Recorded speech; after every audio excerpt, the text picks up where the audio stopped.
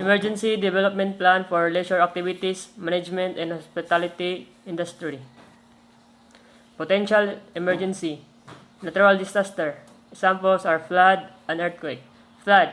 Flood is an overflowing of water that can range from few inches deep to fully submerging entire buildings. Earthquake. The sudden release of strain energy in the Earth's crust, resulting in waves of shaking the region outward from the earthquake source. On man-made disasters, there are bomb threat and terrorism disaster. Bomb threat is usually verbal or written to detonate an explosion in insensitive device to cause property damage, death, injuries, and incite fear. Terrorism disaster. The unlawful use of violence and intimidation, especially against civilization, in the pursuit of political aims. Next is Development Emergency Response Procedure. Natural disaster, flood. Step 1. Move immediately to the high ground or stay high ground. Step 2. Continue to check the media for emergency information. Step 3. Follow instruction from public safety officials. Step 4. If you must evacuate your home, take essential items and bring your pets safe to do so. Emergency response on earthquakes are Step 1. Secure your space. Step 2. Plan to be safe. Step 3. Organize disaster supplies. Step 4. Minimize financial hardship. Step 5. Drop, cover, and hold. Step 6. Improve safety. Step 7. Reconnect and restore. Development Emergency Response Procedure on Man-Made Disaster in Bomb Threat. Step 1. Stay calm and indicate your desire to cooperate with the subject. Do not antagonate or challenge the subject. Step 2. Obtain as much information as possible. Prolong the conversation as long as possible. Step 3. Attempt to determine the caller's knowledge of the facility. Step 4. Identify the background noises. Development Emergency Response Procedure and Terrorism Disaster are Step 1. Create an emergency communication plan. Step 2. Establish a meeting place. Step 3. Assemble an emergency preparedness kit. Step 4. Check on school emergencies plan for any school-age children you may have been. So, natay emergency response rule. So, first, ako kay flood. First is the leader. Find a safety evacuation center gathering all the people giving instruction to all. Then natay second is crew member. Assisting other people to safety. So, ang third is assistant staff. Ang assistant staff ay checking all the rooms are clear and no one is leaves behind. So, mga then ako na po dag earthquake ay natay first is evacuation team. Evacuation teams leads to people to safety, giving instruction or protocol leads to drop, cover, and hold. Second is a first aid team. So, first aid team gives treatment to injured people or person, helping them recover.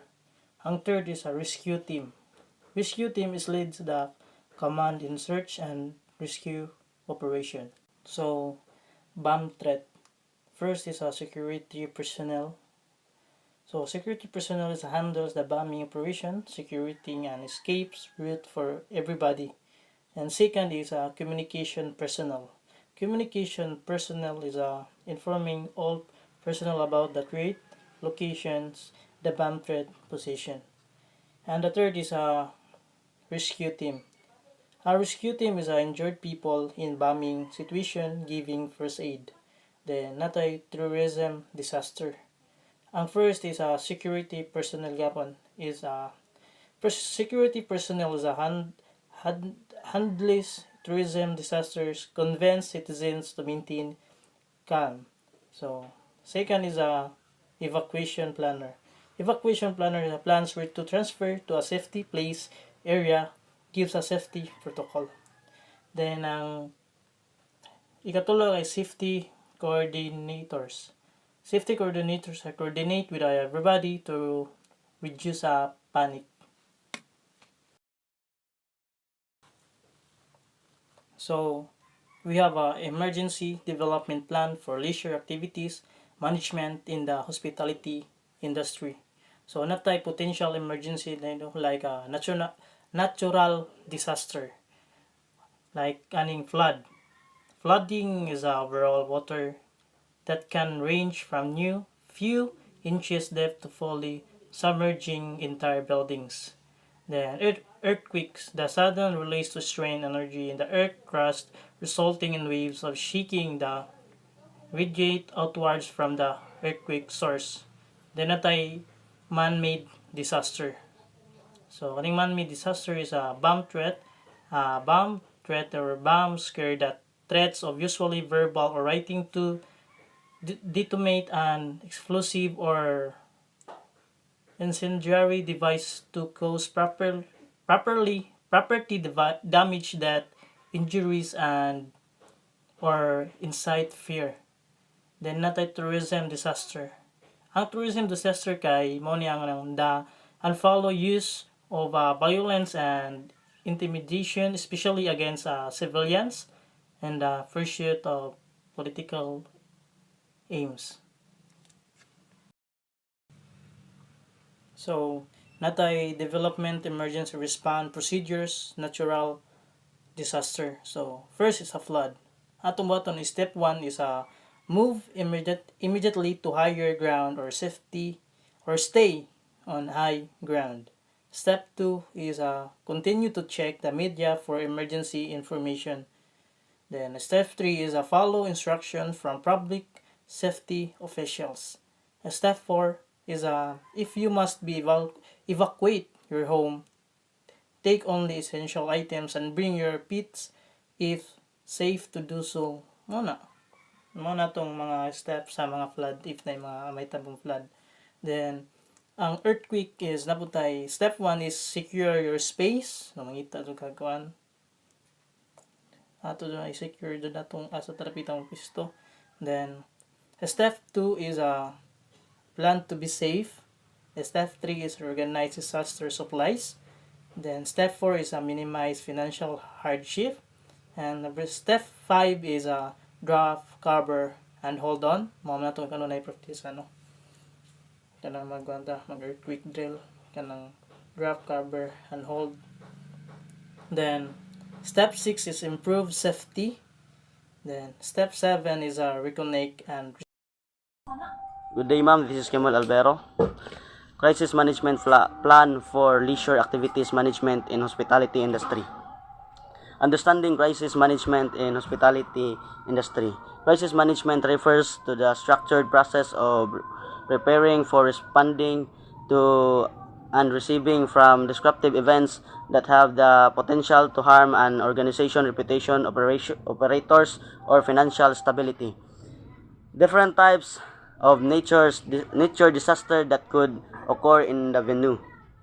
Food, a type of water flowing that can lead to drowning buildings or destroying venue and threatens guest life. Earthquakes, a weak to violent shaking of the ground produced by the sudden movement of rock material below the earth's surface. Fire, a natural disaster that spread quickly if not handled fast, can destroy venue for a short time of period. Different types of man-made disaster that could occur in the venue. Power outage. A power outage is the loss of the electrical power network supplied to an end user. Bomb threat can make guests panic and lead to awful situation like injuries and casualty. Hazardous material, any item or agent, biological, chemical, radiobiological, and physical that has the ability to cause harm to human, animals, or the environment. And that's all, ma'am. Potential crisis scenario. A group of hikers climbing up on mountain and experience an earthquake. In this situation, anyone would be panicked. Instead, be calm and think of safety protocol like finding open ground to transfer and do the duck cover hold. After transferring, call the nearest rescue. Establishing a crisis management team is crucial because it allows for a structured and coordinated response to unforeseen events. This team can quickly assess situations, make informed decisions, and implement effective strategies to mitigate the impact of crisis on an organization or community. Key roles and responsibilities. Management. Crisis leader manager takes charge of decision making, provides directions, and oversees the overall crisis response strategy. Human resources manager addresses employee concerns, ensures staff well-being, and manages workplace-related issues during crisis. Number 2, security. Risk assessment conducts through risk assessments to identify potential security threats and vulnerabilities. Incident management takes a lead role in managing security-related crises, including evaluation, procedures, and communication protocol. Security operation oversees day-to-day security operation and ensures that security measures are in place and effective. Operations. Operation coordinator coordinates resources, personnel, and logistics to ensure an effective response to the crisis. Safety protocols ensures that safety protocols are allowed, particularly in high-risk operational environment, to protect personnel and guests. Guest services. Communication with guests provides clear and accurate information to guests regarding the crisis, safety measures, and any changes in services. Customer support addresses guest concerns, inquiries, and requests with empathy and efficiency, ensuring a high level of customer satisfaction during crisis. Crisis response procedure. Developing crisis response procedures involves careful planning and coordination to ensure an effective and organized response. Below are general guidelines for developing crisis response procedures for common scenarios. Keep in mind that specific details may vary depending on the nature of your organization and its activities. Number 1, natural disasters. Identify potential natural disasters in your region.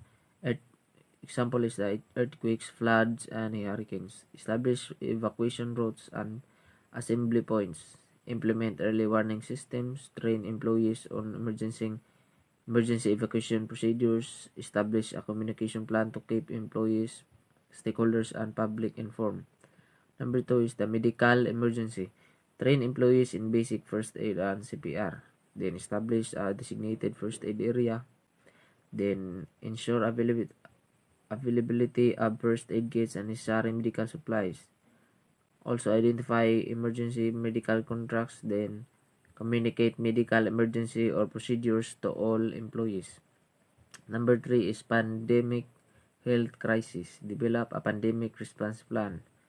Establish communication channels for real-time updates. Implement hygiene measures and promote health practices. Enable remote work options. Provide guidance on employee health and safety. Number 4 is the terrorist attack or the security threat. Collaborate with local law enforcement and emergency services. Establish a security response team. Then implement access control measures. Conduct regular security drills. And lastly is train employees on recognizing and reporting suspicious activities.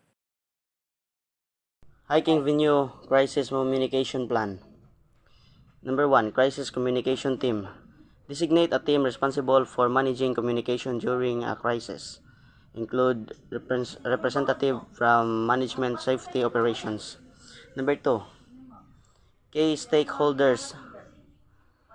Identify and prioritize key stakeholders, including visitors, staff, emergency services, and local community members. 3.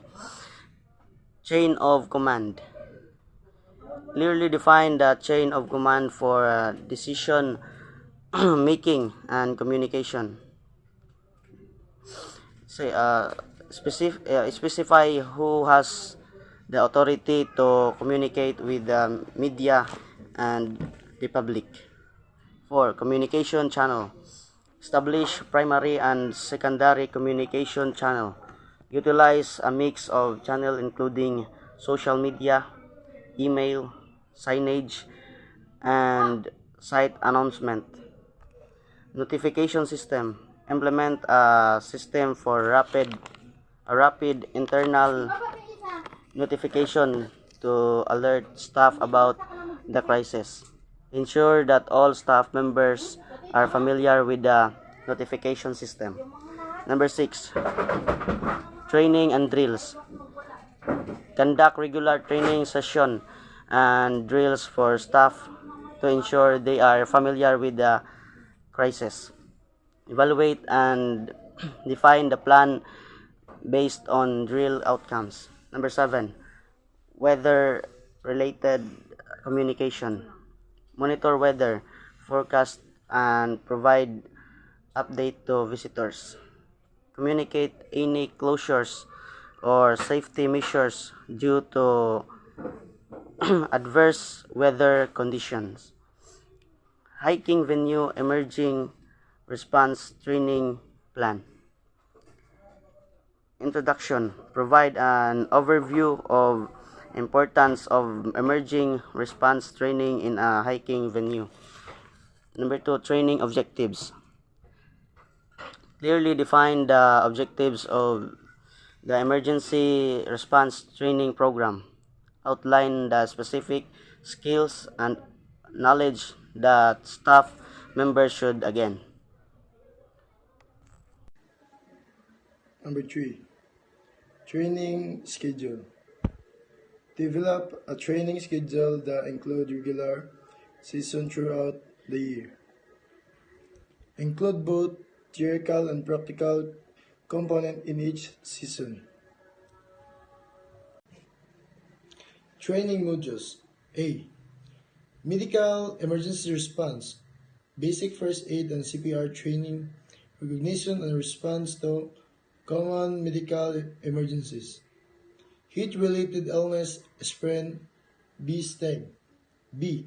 Evacuation procedures. Familiarization and hiking venue layout and evacuation routes. Conduct evacuation drill for various scenarios. C. Weather-related emergency response. Understand weather forecasting and monitor. Produce for responding and advise weather condition. There are thunderstorm, extreme heat, flash flood. D. Search and rescue awareness. Basic search and rescue techniques cooperate with local emergency service for coordinated response. Number 5. Scenario-based training. Develop realistic emergency scenario relevant of hiking venue.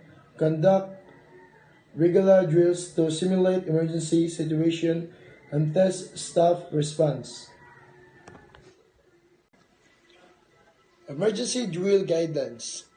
1. Identify objective. First objective. Clear define objective of the emergency drill. Outline specific goals and outcome you aim to achieve during the drill. 2. Select scenario. Choose a range of realistic emergency scenario based on the potential risk. Include scenario specific of your location and an industry.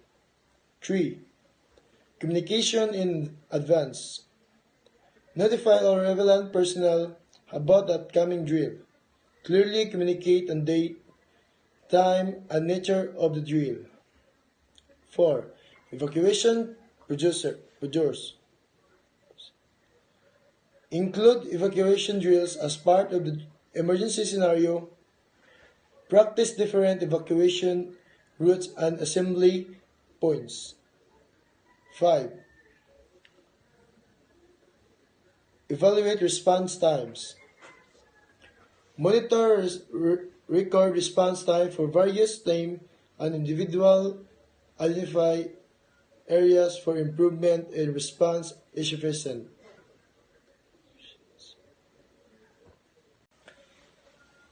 6. Maintaining safety. Emphasize safety during drill to prevent injuries. Clearly communicate that the drill is a simulation to avoid confusions. 7. Evaluate decision making. Access making process during the drill. Identify areas where decision making can improve their judgment.